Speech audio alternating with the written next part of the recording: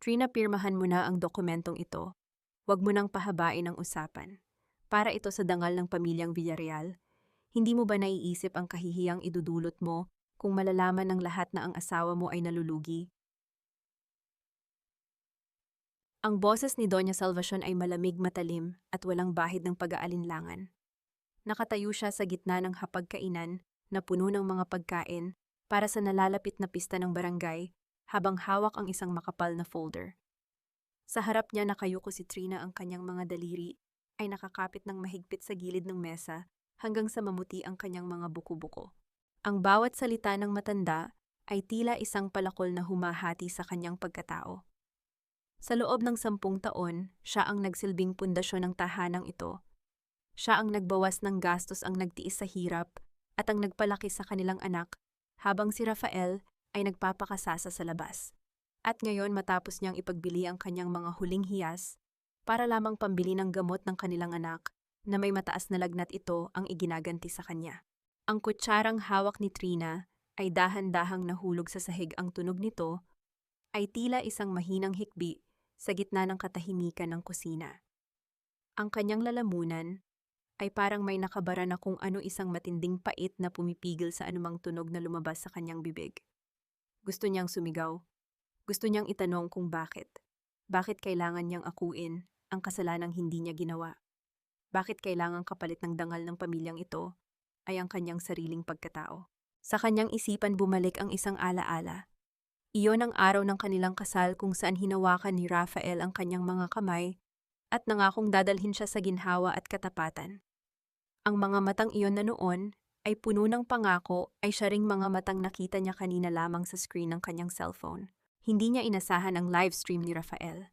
Doon sa gitna ng naglalakihang alon sa Boracay, nakita niya ang kanyang asawa yakap-yakap ang babaeng si Carmenita. Tumatawa masaya at tila walang kamalay-malay na sa bawat halakhak nito ay may isang tahanang unti-unting ginigiba. Trina, nakikinig ka ba? Muling wika ng kanyang biyanan. Ang utang na loob ay hindi natatapos sa pagiging asawa. Bilang Villarreal, tungkulin mong protektahan ang pangalan namin. Dahan-dahang nag-angat ng tingin si Trina.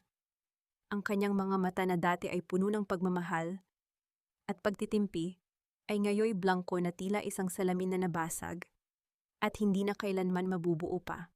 Ang lahat ng pagsasakripisyo, ang lahat ng puyat na gabi sa pag-aayos ng mga dokumento ng kumpanya, ang lahat ng pananahimik sa harap ng mga pangungutya ni Aling Marites sa barangay. Ang lahat ng ito ay parang nagising sa isang malupit na katotohanan.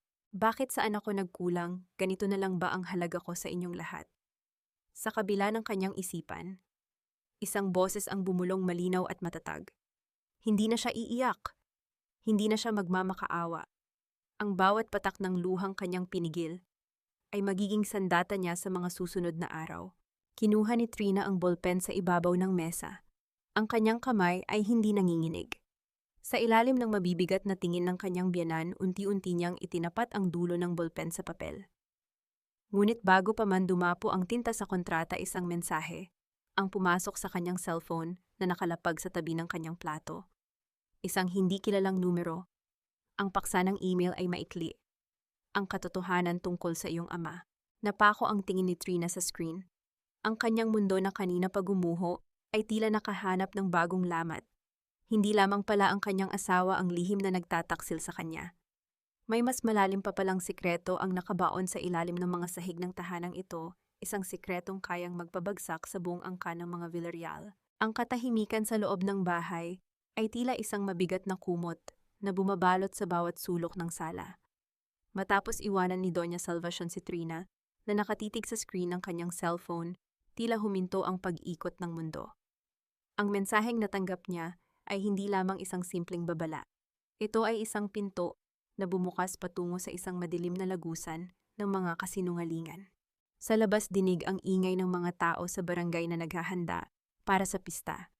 Ang mga boses ni Aling Marites at ng kanyang mga kasamahan ay tumatagos sa bintana, dala ang mga tsismis na parang lason sa hangin.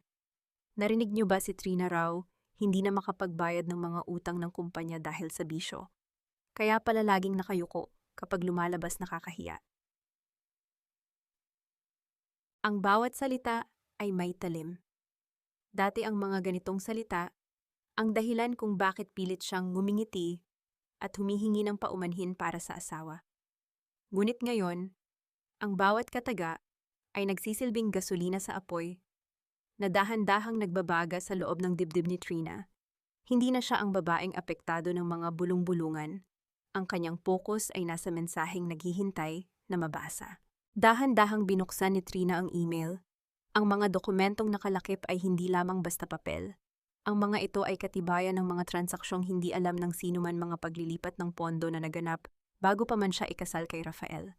Ang pangalan ng kanyang ama ay nakasulat sa mga dokumentong iyon, isang pangalang matagal nang ipinagkait sa kanya ng mga Villarreal bilang marumi at hindi karapat-dapat. So lahat ng ito ay palabas lang, bulong ni Trina sa kanyang sarili. Ang kanyang boses ay mahina, ngunit puno ng determinasyon. Kinabukasan, sa ilalim ng pagpapanggap na siya ay susuko na sa kagustuhan ng kanyang biyenan, nagtungo si Trina sa opisina ni Attorney Esperanza Salcedo. Ang opisina ay elegante, malamig at amoy mamahaling papel. Pagpasok pa lamang ni Trina, sinalubong siya ni Esperanza ng isang ngiting tila nanunukso. Trina, akala ko ba ay pipirmahan mo na ang mga dokumentong inihanda ni Doña Salvacion? Bakit ka narito? Umupo si Trina sa harap ng abogado. Tiningnan niya ng diretso ang mga mata nito. Walang bakas ng pagod, walang bakas ng pag-iyak na inaasahan ng lahat. Ang kanyang mga mata ay matalim, parang isang agila na nakatunghay sa kanyang biktima. Esperanza, alam nating dalawa na ang dokumentong iyon ay hindi para sa dangal ng pamilya. Ito ay para sa pagliligpit sa akin. Wika ni Trina ng walang kurap. Ngunit may mas importante akong itatanong. Ano ang kinalaman ng aking ama sa mga Villarreal? At bakit ang pangalan mo ay nakapirma sa bawat transaksyong ilegal na ginawa ni Rafael? Nanigas si Esperanza. Ang ngiti sa kanyang mga labi ay unti-unting napawi, napalitan ng isang pagtataka at bahagyang takot. Hindi inaasahan ng abogado na ang babaeng itinuturing na sunod-sunuran ay magkakaroon ng lakas ng loob na magtanong ng ganito. Trina, hindi mo alam ang sinasabi mo.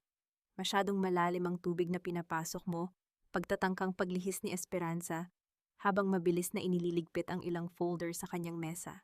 Hindi ko na kailangang malaman ang lalim nito dahil handa akong lumangoy, sagot ni Trina.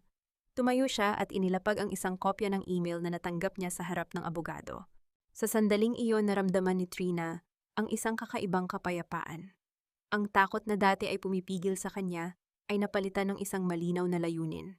Sa bawat hakbang niya palabas ng opisina, ramdam niya ang pagbabago. Hindi na siya ang biktima na kailangang magtago sa dilim. Siya na ang may hawak ng mitya ng bombang unti-unting sasabog sa buhay ng mga taong nagtangkang gumamit sa kanya. Ngunit habang naglalakad siya sa hallway, isang tawag ang pumasok sa kanyang telepono. Mula ito sa isang hindi kilalang numero, ngunit nang sagutin niya ang boses sa kabilang linya, ay ang boses ng kanyang asawang si Rafael. Trina, nasaan ka? Huwag mo nang paabutin ng gulo. Umuwi ka na at ayusin natin ito ng tahimik. Kung hindi, baka hindi mo na makita ang anak natin pag uwi mo. Ang malamig na boses ni Rafael ay naghatid ng matinding kaba sa dibdib ni Trina, ngunit hindi niya pinayagang manginig ang kanyang kamay. Ang banta sa kanyang anak ang huling patak na nagpuno sa kanyang baso. Ang laban ay hindi na lamang tungkol sa pera o dangal. Ito ay laban na para sa buhay ng kanyang pinakamamahal. Ang banta ni Rafael sa telepono ay hindi nagdulot ng panghihina kay Trina. Sa halip, ito ang nagtulak sa kanya upang kumilos ng mas mabilis at mas maingat. Alam niyang hindi na sapat ang maging matalino lamang. Kailangan niyang maging isang anino na nakakakita sa bawat galaw ng kanyang mga kaaway nang hindi nila namamalayan. Pagka-uwi sa bahay ng mga Villarreal, sinalubong siya ng mabigat na amoy ng insenso mula sa sala. Nakaupo si Doña Salvacion nakatingin sa malayo habang pinapaikot ang kanyang rosaryo. Hindi man lang lumingon ang matanda nang pumasok si Trina. Maraming bisita ang darating para sa pista bukas, Trina. Siguraduhin mong hindi ka magiging mantsa sa ating imahe. Wika ni Doña Salvacion nang hindi man lang inaalis ang tingin sa mga estatwa sa altar. Opo, Doña Maikling, sagot ni Trina. Ang paggamit niya ng formal na tawag ay isang maskara, isang paraan upang itago ang naglalagablab na galit sa kanyang kalooban. Nang makapasok siya sa kanyang silid, agad niyang hinanap si Manang Saling, ang matagal ng katulong sa tahanan, na tanging nakakaalam ng mga lihim sa loob ng dingding na ito. Nakita niya ang matanda sa kusina, abala sa paghihiwa ng mga sangkap para sa pista. Nang magtama ang kanilang paningin, binigyan ni Manang Saling si Trina ng isang makahulugang tingin. Nasa ilalim ng maling sahig ang hinahanap mo, iha, pabulong na wika ni Manang Saling habang nagkukunwaring naghuhugas ng mga plato. Noong nakaraang gabi pumasok si Rafael sa silid ng mga lumang gamit sa likod ng library. May bitbit siyang susi na hindi ko pa nakikita kailanman. Ang silid ng mga lumang gamit ay isang lugar na halos nakalimutan na ng lahat sa loob ng bahay. Ang library ay angkutan ni Rafael, ang lugar kung saan niya ginagawa ang kanyang mga illegal na transaksyon. Nang sumapit ang hating gabi at sigurado ng tulog ang lahat, o kahit man lang ay tahimik na ang paligid, dahan-dahang lumabas si Trina mula sa kanyang silid. Ang bawat hakbang niya sa kahoy na sahig ay walang ingay, bawat paghinga niya ay pigil. Ang tanging liwanag na gabay niya ay ang kislap ng buwan na tumatagos sa bintana. Pagdating niya sa harap ng library, naramdaman niya ang matinding kaba. Ito ang unang pagkakataon na susuwayin niya ang batas ng tahanang ito ng hayagan. Ginamit niya ang isang hair clip na dati ay ibinigay ni Rafael sa kanilang anibersaryo, isang regalo na akala niya ay simbolo ng pag-ibig, ngunit ngayoy kasangkapan na sa kanyang paglalakbay patungo sa katotohanan. Ang lock ng pinto ay luma at madaling napilitan. Nang bumukas ang pinto, sumalubong sa kanya ang amoy ng lumang papel at alikabok. Sa likod ng isang malaking bookshelf natagpuan niya ang isang maliit na pinto tago at tila hindi napapansin ng sinuman. Ito ang silid na tinutukoy ni Manang Saling. Pagbukas niya rito, bumungad sa kanya ang isang maliit na espasyo na puno ng mga dokumento, mga larawan at isang lumang aparador na nakakandado. Ngunit ang pinaka-nagpakabog sa kanyang dibdib ay ang mga papeles na nakapatong sa mesa. Ang mga ito ay hindi tungkol sa kumpanya. Ang mga ito ay mga dokumento ng pagmamay-ari ng lupa at sa bawat pahina nakapirma ang pangalan ng kanyang ama kasama ang pirma ni Doña Salvacion na may petsang 10 taon na ang nakalilipas. Isang malupit na katotohanan ang unti-unting nabubuo sa isipan ni Trina. Hindi lamang pera ang ninakaw ng mga Villarreal sa kanila. Ninakaw nila ang kanilang pagkatao, ang kanilang lupa, at ang dignidad ng kanyang ama na pumanaw ng may bahid ng kahihiyan. Habang hinahanap niya ang mga susi sa drawer, isang mahinang kaluskos ang narinig niya mula sa labas ng pinto. Biglang natigil ang mundo ni Trina. May papalapit. Tiningnan niya ang hawak niyang papel, isang kasunduan na nagpapatunay na ang lahat ng ari-arian ng kanyang ama ay napunta sa pamilyang Villarreal kapalit ng pananahimik nito. Ang bawat linyang binabasa niya ay parang kutsilyong humahati sa kanyang puso. Ang pintuan ay nagsimulang bumukas ng dahan-dahan. Hindi na nagdalawang isip si Trina. Mabilis niyang isinilid ang mga papeles sa loob ng kanyang mahabang apron at pumatay ng liwanag. Sa kabila ng kadiliman, naramdaman niya ang presensya ng isang tao sa labas ng library. Ang mga hakbang ay mabigat at pamilyar si Rafael. Huminto ang pintuan sa pagbukas ng bahagya.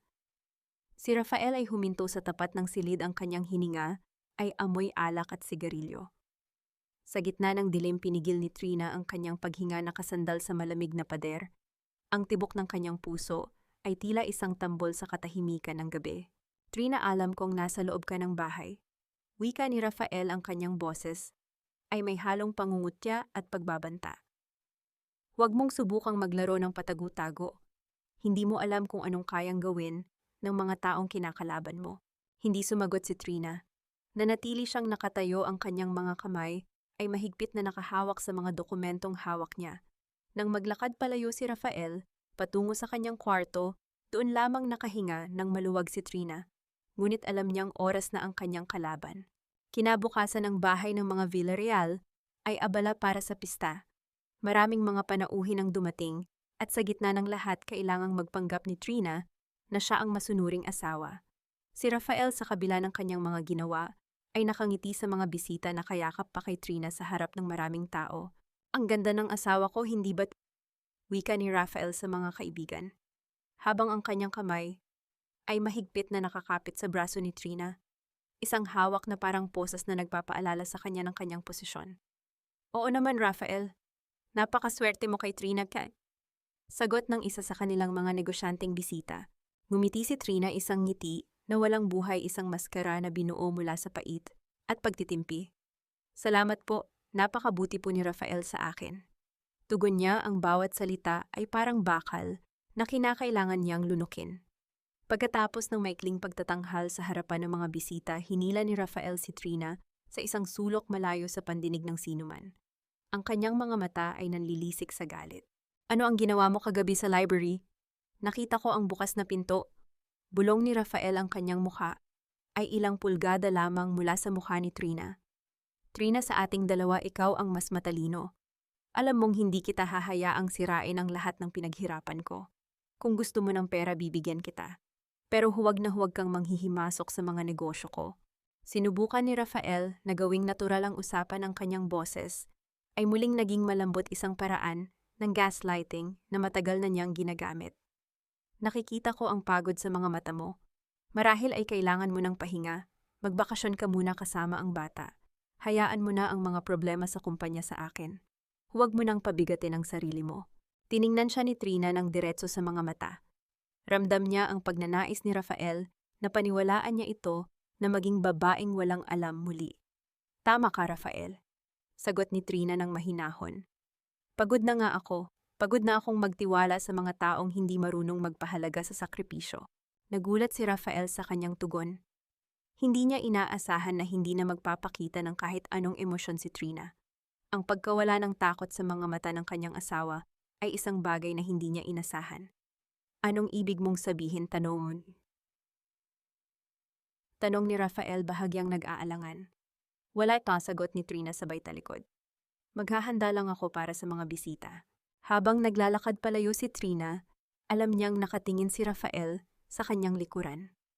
Sa bawat hakbang niya, naramdaman niya ang bigat ng mga dokumentong nakatago sa ilalim ng kanyang kasuotan. Hindi na siya babalik sa dati. Ang bawat ngiti ni Rafael ay hindi na isang pangako ng pag-ibig, kundi isang babala ng panganib na handa na niyang harapin. Ngunit hindi niya alam na sa paglingon niya, isang bagong panganib ang paparating, ang pagdating ni Carmenita, ang babaeng akala niyang nasa Boracay pa lamang. Ang pagdating ni Carmenita sa gitna ng pista ay tila isang bombang sumabog ng tahimik. Nakasuot ito ng mamahaling bestida na tila nang hahamon ang bawat hakbang ay may kasamang pagyayabang na ikinairita ng mga panauhin. Nang magtama ang paningin nila ni Trina, isang mapanuyang ngiti, ang iginawad ng babae, isang senyales na ang laban ay hindi na lamang sa loob ng 4 na sulok ng kanilang tahanan. Ngunit hindi na si Trina ang babaeng madaling matitinag. Sa gitna ng kaguluhan, mabilis siyang kumilos. Iniiwasan niya ang atensyon ng magkasintahan at dahan-dahang lumabas ng mansyon patungo sa isang maliit na kainan sa labas ng barangay, ang tagpuan na matagal na niyang binalak. Pagpasok niya, sinalubong siya ng 5 katao na nakaupo sa dulong mesa. Sila ang mga dating empleyado ng kumpanya na biglang tinanggal ni Rafael ng walang sapat na kompensasyon. Ang kanilang mga mukha ay pagod, puno ng pait, ngunit nang makita nila si Trina, unti-unting nabanaag ang isang maliit na liwanag ng pag-asa. "Ma'am Trina, akala namin ay hindi na kayo darating," wika ni Mang Jose, ang dating head ng accounting na tapat na nagsilbi sa kumpanya bago ito dumanas ng krisis. Umupo si Trina sa harap nila. Inilabas niya ang mga dokumentong nakuha niya sa silid ng mga lihim. "Mang Jose, ito ang katibayan na matagal nating hinahanap. Ang lahat ng pirma, ang mga bank account na ginamit para sa paglalaban ng pera, at ang mga kontratang peking binuo ni Rafael. Nandito ang lahat." Napatitig ang mga empleyado sa mga papeles. Hindi sila makapaniwala. Ang bawat pahina ay nagsasalaysay ng kataksilan na naging sanhi ng kanilang pagkawalang trabaho. "Ma'am, bakit niyo po ito ginagawa? Alam niyo po ba ang panganib nito sa inyo?" tanong ng isa sa kanila. Tiningnan ni Trina ang kanyang mga kamay, na dati ay nanginginig sa takot, at ngayon ay matatag na humahawak sa hustisya. "Gusto ko lang mabawi ang dignidad na ninakaw nila sa atin. Hindi lang para sa akin kundi para sa inyo na tapat na nagtrabaho. Handa ba kayong tumayo bilang mga saksi laban sa kanila?" Isang matatag na tango ang isinagot ng bawat isa. Sa sandaling iyon, nabuo ang isang alyansang hindi kayang tibagin ng pera o kapangyarihan ng mga Villarreal. Hindi na lamang ito usapin ng isang asawang niloko, ito na ay usapin ng isang sistemang bulok na kailangang linisin. Habang nagpaplano sila ng susunod na hakbang, isang anino ang dumaan sa bintana ng kainan. Hindi ito napansin ni Trina ngunit ang aninong iyon ay huminto sa tapat ng sasakyan ni Rafael na nakaparada sa malapit. Ito ay si Doña Salvacion. Ang matanda na nagdududa sa bawat kilos ni Trina ay sinundan pala ang kanyang manugang. Ang kanyang mga mata ay nanlilisik sa galit habang pinagmamasdan ang pag-uusap nila sa loob. Hindi niya akalain na ang manugang na itinuring niyang sunod-sunuran ay nagtatatag na ng isang hukbo sa ilalim ng kanyang ilong. Akala mo ba ay matatalo mo ako, Trina? Bulong ni Doña Salvacion sa kanyang sarili habang hawak ang kanyang telepono. Mabilis niyang tinawagan si Rafael. Rafael, may ginagawa ang asawa mo. Kailangan nating kumilos ngayon bago pa niya mailabas ang mga sikreto natin. Sa loob ng kainan, wala pang kamalay-malay si Trina na ang kanyang mga plano ay nasa bingit na ng pagkabunyag. Ipinagpatuloy niya ang pagpapaliwanag ang kanyang boses ay puno ng determinasyon na dati ay hindi niya akalain na mayroon siya. Sa bawat dokumentong ibinibigay niya sa mga empleyado, ramdam niya ang paglapit ng katapusan ng kanyang lumang buhay. Ang hangin sa labas ay nagsimulang umihip ng malakas isang babala na ang bagyo ay paparating na at sa gitna ng paparating na unos, kailangan niyang manatiling matatag para sa kanyang anak at para sa kanyang sariling kalayaan.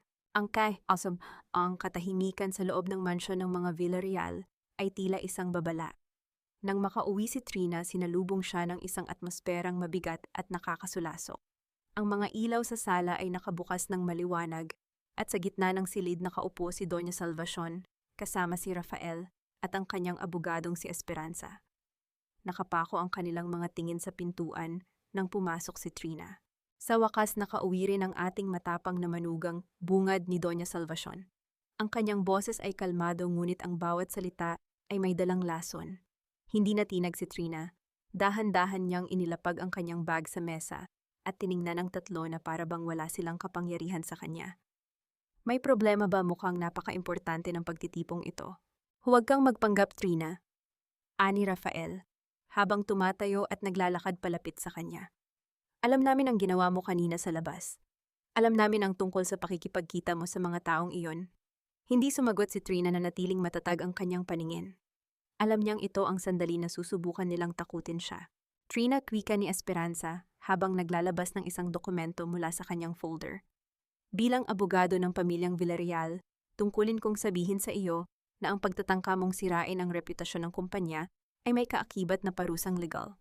Ang mga papeles na nakuha mo sa library ay pag-ari ng pamilya. Illegal na pagpasok at pagkuha ng pribadong impormasyon. Maaari kitang ipakulong sa loob ng ilang taon. Sa pagkakataong ito, naramdaman ni Trina ang isang matinding pagnanais na tumawa. Ang mga taong ito ay gagamit ng batas upang pagtakpan ang kanilang mga krimen habang siya ay naninindigan sa katotohanan. Legal na parusa? Tanong ni Trina sa mahinahong tono. Iyon ba ang tawag ninyo sa pagprotekta sa sarili ninyo? Alam nating lahat na ang mga papeles na iyon ay hindi pribado kundi mga ebidensya ng inyong maling gawain. Esperanza, akala ko ba ay batas? Ang pinagsisilbihan mo, hindi ang mga taong tulad nila.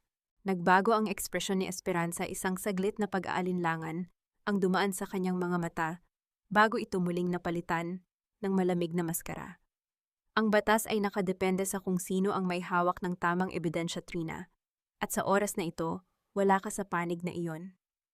Trina, umalis ka na sa bahay na ito, utos ni Doña Salvacion. Ngayon din, iwanan mo ang lahat.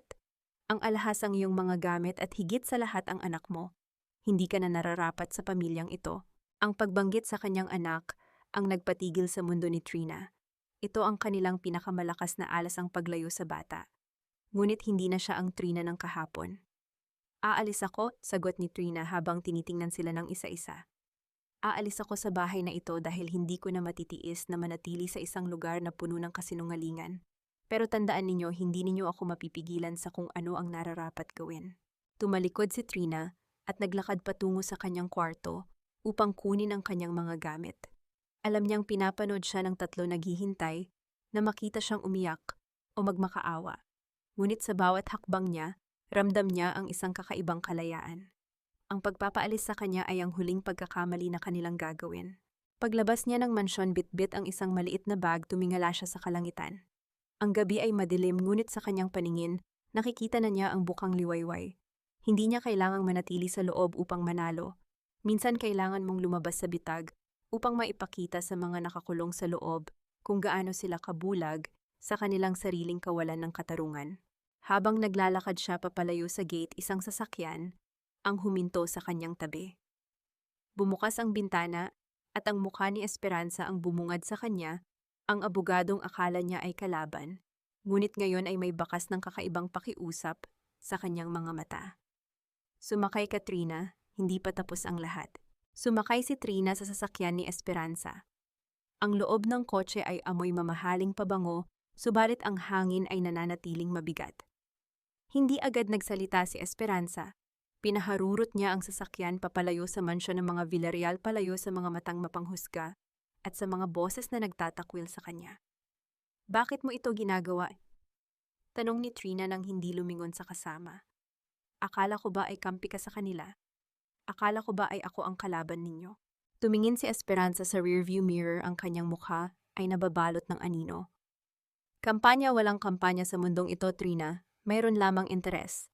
At sa ngayon, ang interes ko ay hindi na nakatali sa mga Villarreal. Habang naglalakbay, ipinaliwanag ni Esperanza na matagal na niyang alam ang mga sikreto ng pamilya. Hindi siya naging sunod-sunuran dahil sa katapatan, kundi dahil sa paghihintay ng tamang pagkakataon na makabawi. Ipinakita niya kay Trina ang isang dokumento na hindi pa nakikita nito, isang kopya ng testamento ng ama ni Trina na tahimik na binago ng mga Villarreal. Sa loob ng mahabang panahon, hinayaan ko silang maghari. Ngunit nang makita ko ang katatagan mo, natanto ko na ikaw ang susi para mabuksan ang pintong matagal na nilang ikinulong, ani Esperanza. Samantala sa mansyon ng mga Villarreal, ang gabi ay naging isang malaking pagdiriwang ng tagumpay. Iniisip nila na sa pag-alis ni Trina, tapos na ang lahat. Si Rafael ay nakikipaghalakhan kay Carmenita na ngayon ay malaya nang naglalakad sa loob ng bahay na dati ay pagmamay-ari ni Trina. Wala na siya, wika ni Rafael habang nagbubukas ng mamahaling alak. Sa wakas, wala na ang sagabal sa ating mga plano. Bukas ililipat na natin ang lahat ng assets sa account mo, Carmenita. Wala nang makakahadlang. Si Doña Salvacion ay nakaupo sa kanyang silya, ang bawat paghigop niya ng tsaa ay may halong kapaitan. Kahit tagumpay sila, may nararamdaman siyang hindi tama. Ang pag-alis ni Trina ay tila masyadong madali, masyadong tahimik. Rafael, sigurado ka bang wala siyang hawak na iba pang kopya? Tanong ng matanda. Ina, wag kang mag-alala, sagot ni Rafael na may kasamang mapang-asar na tawa. Wala nang kapangyarihan ang babaeng iyon. Siya ay wala ng bahay, wala ng pera at higit sa lahat, wala ng karapatan. Ngunit sa labas, sa isang tahimik na lugar kung saan nagtatagpo sina Trina at Esperanza, isang mensahe ang mabilis na kumalat. Ang tafile na ipinadala ni Trina sa mga pangunahing business partners ng mga Villarreal ay nagsimula ng buksan. Ang bawat pahina, bawat detalye ng pandaraya at bawat pirma ay nakalatag na sa harap ng mga taong may kapangyarihang magpabagsak sa pamilya. Si Trina, habang nakatanaw sa malayo, ay naramdaman ang pag-init ng kanyang mga kamay. Hindi na siya ang babaeng nagmamakaawa. Siya na ang taong nagbabantay sa pagbagsak ng mga taong nagtangkang yumurak sa kanyang dangal. Handa ka na bang makita ang lahat ng ito na maging abo? Tanong ni Esperanza. Tumango si Trina. Ang ngiti sa kanyang mga labi ay hindi na isang maskara. Ito ay ang ngiti ng isang babaeng alam na ang kanyang kalayaan ay nagkakahalaga ng pagkawasak ng mga taong naniwalang kaya nila siyang kontrolin. Sa loob ng mansyon, hindi nila alam na sa bawat minuto ang kanilang mundo ay unti-unti nang nauubos. Ang piyesta ay malapit nang matapos, at ang susunod na yugto ay ang pagtatakip silim ng mga Villarreal. Ang umaga sa mansyon ng mga Villarreal ay hindi nagsimula sa sikat ng araw, kundi sa tunog ng sunod-sunod na ring ng telepono na tila mga alarma ng isang paparating na trahedya. Si Rafael, na mahimbing pang natutulog sa tabi ni Carmenita, ay nagising dahil sa paulit-ulit na pagtawag ng kanyang sekretarya. Sir, kailangan niyo pong pumunta sa opisina ngayon din. May mga audit team na dumating at hindi namin mapigilan ang pag-freeze ng ating mga accounts. Mabilis na bumangon si Rafael, ang kanyang mukha ay puno ng pagkalito at takot. Paglabas niya ng silid, nakita niya si Doña Salvacion sa sala nakatutok sa telebisyon. Ang balita ay hindi tungkol sa pista o sa kanilang pamilya, kundi tungkol sa isang malaking iskandalo sa korporasyon na bumabagsak sa mga pangunahing stock market. "Rafael, ano ang ginawa mo?" Sigaw ni Doña Salvacion. Ang boses nito ay nanginginig sa galit at takot. Ang lahat ng ating mga kliyente ay nagkansela ng kontrata. Sinasabi nilang may hawak silang pruweba ng pandaraya. Nagmamadaling binuksan ni Rafael ang kanyang laptop. Ang kanyang mga mata ay nanlaki sa nakita. Ang bawat pahina, bawat dokumentong inakala niyang ligtas sa loob ng kanyang silid ay nakakalat na sa internet. Ang mga bank statements, ang mga peking pirma, at ang mga ebidensya ng paglalaban ng pera ay nakalantad para makita ng lahat. Sa kabilang banda ng lungsod, si Trina ay nakaupo sa isang tahimik na opisina kasama si Esperanza. Pinagmamasdan nila ang pagguho ng imperyo ng mga Villarreal sa pamamagitan ng mga live updates sa screen. Walang ingay, walang sigawan, tanging ang tunog ng pag-click ng mouse at ang paghinga ng dalawang babaeng nakaukit na ang kapalaran. "Hindi ko akalain na ganito kabilis," wika ni Esperanza habang humihigop ng kape. Ang mga taong dati ay sumasamba sa kanila ay sila ring unang tumalikod. "Ang kasinungalingan ay tulad ng isang bahay na gawa sa papel," sagot ni Trina. Kahit gaano katibay ang hitsura nito, sa sandaling tamaan ng katotohanan, wala itong laban. Sa mansyon ng kaguluhan ay abot langit. Dumating ang mga awtoridad hindi para sa pista, kundi para sa isang warrant of arrest. Si Carmenita, nang makita ang dami ng mga pulis sa labas, ay mabilis na nag-empake ng kanyang mga gamit at sinubukang lumabas sa likod na pinto, ngunit hinarang siya ng mga tauhan ng kumpanya na matagal na niyang hinamak. "Saan ka pupunta, Carmenita?" tanong ng isa sa mga empleyado na noon ay pinagkaitan niya ng sweldo. "Hindi ba't ikaw ang reyna ng mansyong ito? Bakit mo kami iniiwan?" Si Rafael ay pilit na kumakawala sa mga pulis, ang kanyang mukha ay namumutla, ang dati niyang kayabangan ay napalitan ng kawalan ng pag-asa. Sa gitna ng lahat, hinanap niya ang kanyang ina, ngunit si Doña Salvacion ay nakaupo na lamang sa isang sulok na katulala sa kawalan. Ang kanyang hiya o dangal na labis niyang pinangalagaan ay wala na, ninakaw ng sarili nilang mga kasalanan. Habang hinihila palabas si Rafael, nakita niya si Trina na nakatayo sa labas ng gate, bitbit ang isang folder. Hindi siya nagtatawanan, hindi siya nagdiriwang. Nakatingin lamang siya kay Rafael nang may matinding awa at kapatawaran, isang tingin na mas nakakasakit kaysa sa anumang sigaw. "Trina, tulungan mo ako, Sina," sigaw ni Rafael. "Sabihin mo sa kanila na hindi ko alam ang lahat ng ito. Sabihin mo sa kanila na ikaw ang may hawak ng accounts." Hindi sumagot si Trina. Tumingin lang siya kay Rafael ng huling beses bago tumalikod at naglakad palayo. Sa kanyang isipan, ang bawat pasakit na ibinigay nila sa kanya ay natapos na sa sandaling ito. Ang pagguho ng kanilang mundo ay hindi dahil sa kanyang paghihiganti, kundi dahil sa sarili nilang mga pagkakamali na kailanman ay hindi nila natutunang ituwid. Ang hangin sa loob ng bulwagan ng korte ay malamig at tila sumasakal sa sinumang humihinga rito. Sa gitna ng mga nagtataasang kisame, ang bawat yabag ng mga tao ay nagmumulang dagundong na humahatol sa bawat kasinungalingang binuo ng pamilyang Villarreal. Si Rafael, na nakasuot ng simpleng damit na pangbilanggo, ay hindi na ang lalaking naglalakad ng may kayabangan. Siya na ngayon ay isang anino ng kanyang dating sarili na kayuko at hindi makatingin sa sinuman. Sa harap ng hukom, isa-isang tinawag ang mga saksi. Ang mga dating empleyado na pinagkaitan ng sweldo ay naglakas loob na tumayo, isa-isa nilang inilahad ang mga dokumentong nagpapatunay sa malawakang pandaraya ni Rafael. Bawat salita nila ay parang pako na ibinabaon sa kabaong ng dating marangyang buhay ng pamilyang Villarreal. Si Trina ay nakaupo sa panig ng mga saksi. Ang kanyang mukha ay payapa, walang bahid ng puot o kagalakan.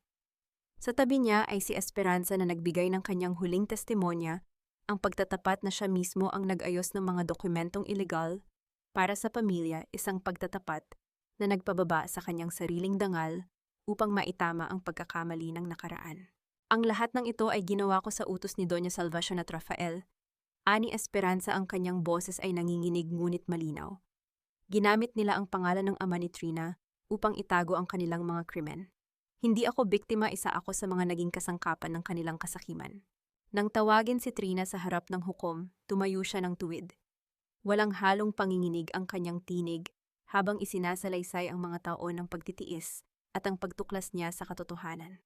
Hindi siya nagmakaawa para sa hustisya. Inilatag niya ang katotohanan na matagal nang ibinaon sa limot.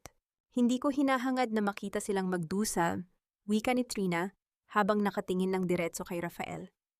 Ang tanging hangad ko ay ang pagkilala sa katotohanan. Ang bawat sentimong ninakaw nila ay hindi lamang pera, ito ay oras, pawis at dangal ng bawat taong kanilang ginamit. Ang hatol ay hindi nagtagal. Si Rafael ay hinatulan ng mahabang panahon sa bilangguan para sa malawakang pandaraya at embezzlement. Si Doña Salvacion sa kabila ng kanyang edad ay hindi nakaligtas sa pananagutan sa pagiging mastermind ng mga illegal na transaksyon.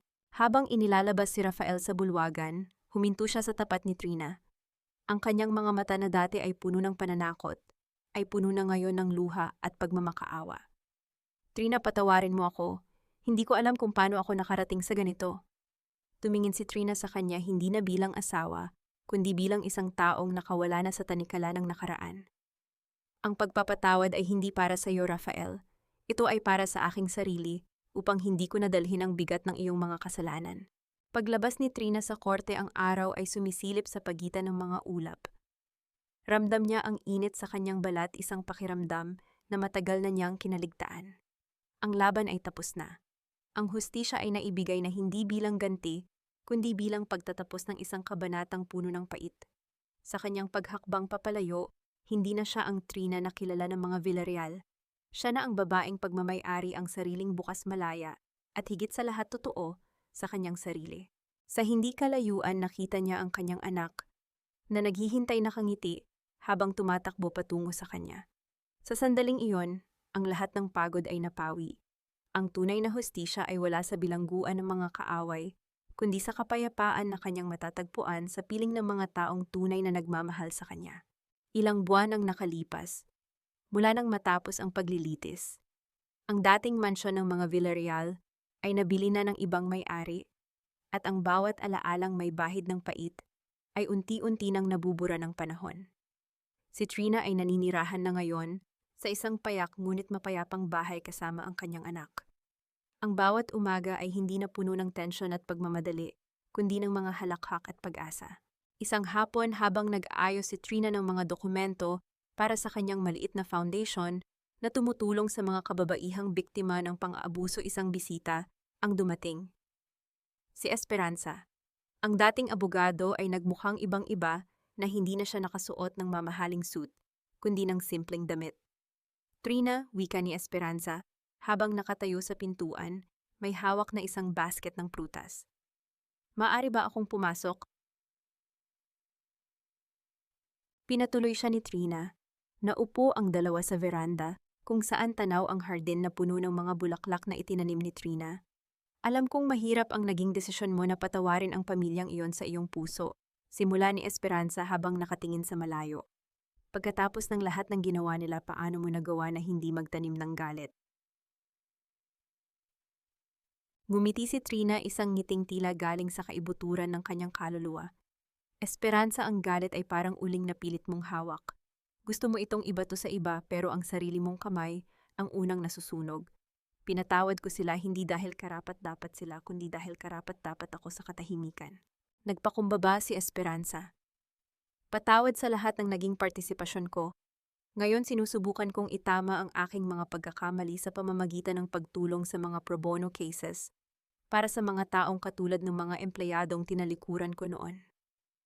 Ang paghingi ng tawad ay ang unang hakbang ng pagbabago, Esperanza, tugon ni Trina. At natutuwa ako na nakita mo ang landas na ito.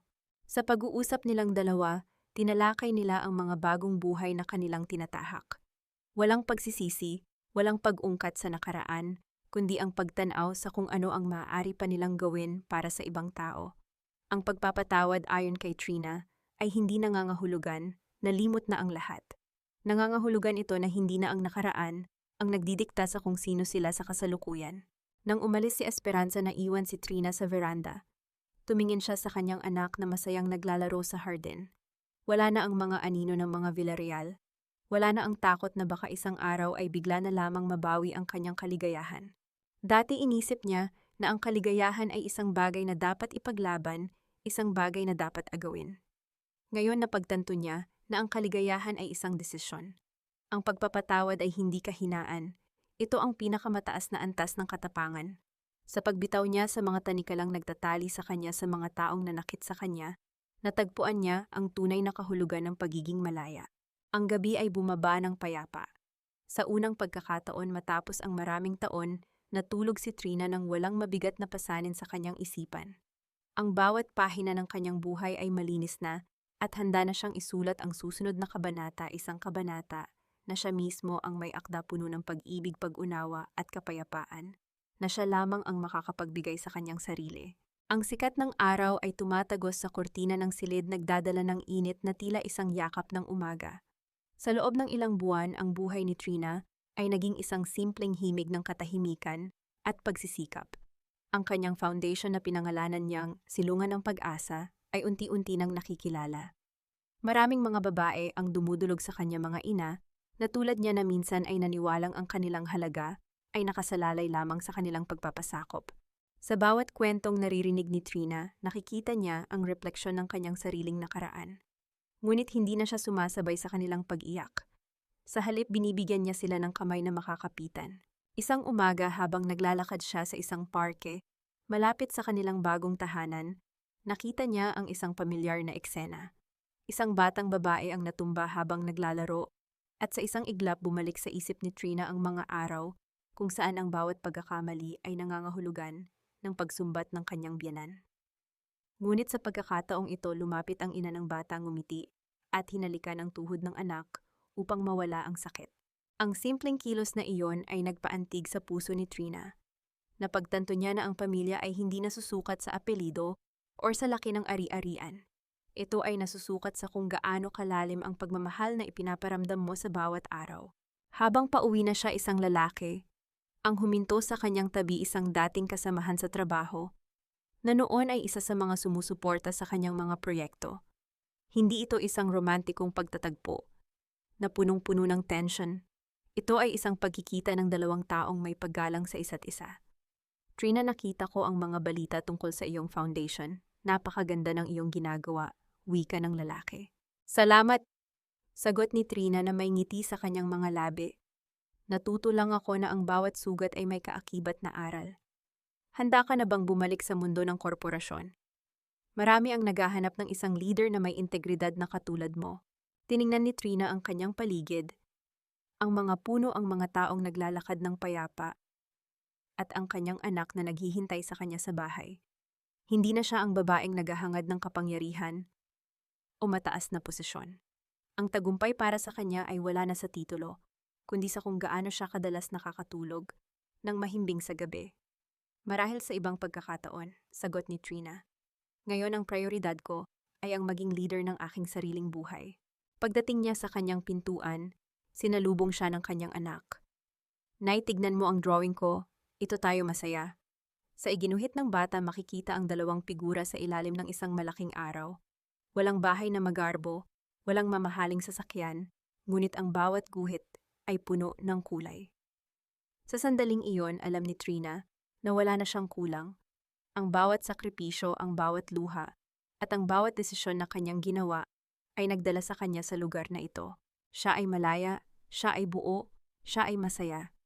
At sa paglubog ng araw, habang hinahanda niya ang hapunan, naramdaman niya ang isang pangako sa kanyang sarili na kahit anong unos ang dumating sa hinaharap, hindi na niya hahayaang may sino man ang magdikta sa liwanag ng kanyang sariling buhay. Lumipas ang mga taon at ang mga alaala ng mansyong Villarreal ay tila mga aninong nalusaw na sa ilalim ng matinding sikat ng araw. Ang mga pangalan ni Rafael at Doña Salvacion ay hindi na naririnig sa mga usapan, pinalitan na ng mga bagong kwento at bagong buhay. Si Trina, sa edad na puno ng karunungan at pagmamahal, ay nakatayo sa balkonahe ng kanyang maliit, ngunit punong-puno ng pagmamahal na tahanan. Pinapanood niya ang paglubog ng araw, ang mga kulay kahel at lila sa kalangitan ay tila isang obra maestra na nagpapaalala sa kanya na ang bawat pagtatapos ay simula lamang ng isang mas magandang yugto. Nagawa ba niyang patawarin ang lahat? Sa kaibuturan ng kanyang puso, ang sagot ay oo. Hindi dahil nakalimutan niya ang sakit, kundi dahil tinanggap niya na ang lahat ng iyon ay bahagi ng kanyang paglalakbay. Ang pagpapatawad ay hindi isang regalo para sa mga taong nanakit sa kanya. Ito ay isang lunas na siya mismo ang nagbigay sa kanyang sariling sugatang kaluluwa. Nahanap ba niya ang tunay na kapayapaan? Tumingin siya sa loob ng bahay. Naroon ang kanyang anak, na isa ng ganap na dalaga abala sa pag-aaral para sa kanyang pangarap na maging isang abogadong tagapagtanggol ng mga inaapi. Ang tawanan nila sa loob ay musika sa kanyang pandinig, isang himig ng tagumpay na hindi nasusukat ng salapi, kundi ng kagalakan ng isang tahanang tunay at tapat. Anong aral ang naiwan para sa lahat? Sa bawat babaeng nakikinig sa kanyang kwento, nais niyang sabihin, huwag mong hayaang ang iyong halaga ay madikta ng iyong mga pagkakamali o ng mga taong nagtangkang magliit sa iyo. Ang sakripisyo ay may hangganan, ngunit ang pagmamahal sa sarili ay walang katapusan. Ang kalayaan ay hindi ibinibigay, ito ay kinukuha sa pamamagitan ng pagtindig sa katotohanan, gaano man ito kasakit simulan. Walang pagsisisi sa mga mata ni Trina. Ang mga pilat na natamo niya noon ay nagsisilbi na lamang na mapa ng kanyang nakaraan, mga paalala na siya ay minsan nang nasugatan, ngunit siya rin ay matagumpay na naghilom. Sa huling pagtingin niya sa malawak na abot-tanaw, huminga siya ng malalim. Ang hangin ay sariwa, ang kinabukasan ay bukas, at ang puso niya ay magaan. Si Trina Alonzo ay hindi na ang babaeng naghihintay ng validation mula sa iba. Siya na ang babaeng bumuo ng kanyang sariling mundo, isang mundo na pinanday ng pagdurusa, ngunit pinaganda ng pag-asa. Ang kwento niya ay hindi natapos sa pagbagsak ng mga Villarreal. Ito ay nagpatuloy sa bawat ngiti ng mga babaeng kanyang natutulungan, sa bawat pangarap na kanyang itinatanim sa puso ng kanyang anak, at sa bawat tahimik na gabi na siya ay natutulog ng may kapayapaan sa kanyang puso. Dito nagtatapos ang isang kabanata, ngunit ang liwanag na dala nito ay mananatiling ningning sa dilim para sa sinumang nangangailangan ng lakas ng loob na lumaban at magmahal muli.